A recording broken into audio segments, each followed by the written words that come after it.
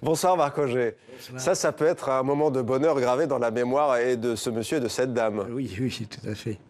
Alors, vous êtes l'un des plus grands anthropologues contemporains, l'un des plus fins observateurs de notre époque contemporaine aussi, et vous publiez donc Bonheur du jour, anthropologie de l'instant, c'est aux éditions Albin Michel. Avant de parler de votre livre, bien entendu, Marc Auger, vous êtes un grand intellectuel du monde francophone. Vous avez suivi ce que disait notre invité il y a quelques instants, Benjamin Boutin. Vous avez suivi aussi ce qu'a dit le président français Emmanuel Macron.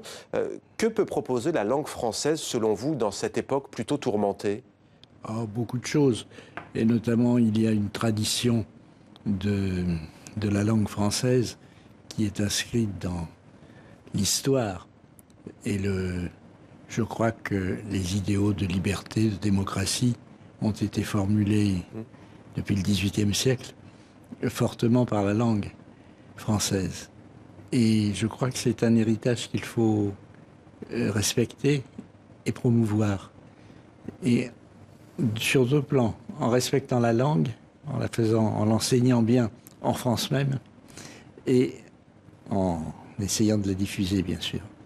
Alors, dans votre ouvrage, vous retracez donc ces moments fugaces, ces instants heureux qui marquent notre mémoire. Pourtant, on ne s'en rend pas forcément compte, ils nous échappent la plupart du temps. Oui, ce sont des moments qui comptent, mais dont on se rend compte après coup qu'ils étaient importants. Il arrive qu'il y ait une coïncidence, Ouais. et que l'on ait le sentiment de vraiment vivre un moment important.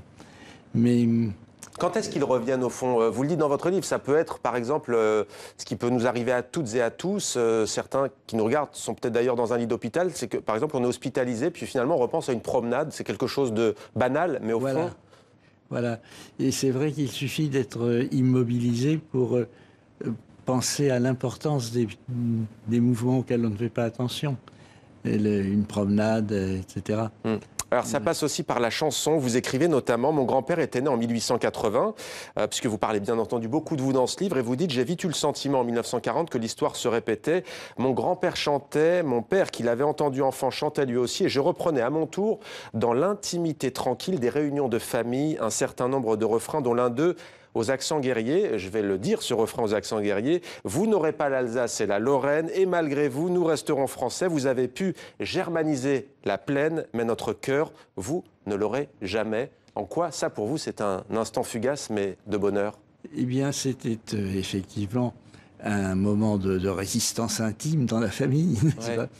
Et c'était une joie de chanter cela. Bien sûr. Alors vous avez aussi un chapitre sur les chants et les saveurs de l'Italie. En Italie, on a gardé le culte du beau chant, du bel canto. C'est quoi le bonheur al dente? Le bonheur al dente, c'est l'Italie, c'est les pâtes, bien sûr, c'est la gastronomie. Et de manière plus générale, on pourrait dire que c'est le goût de la vie, le goût de la vie aimable. Et j'ai particulièrement apprécié cela en Italie. Merci beaucoup Marc Auger. Bonheur.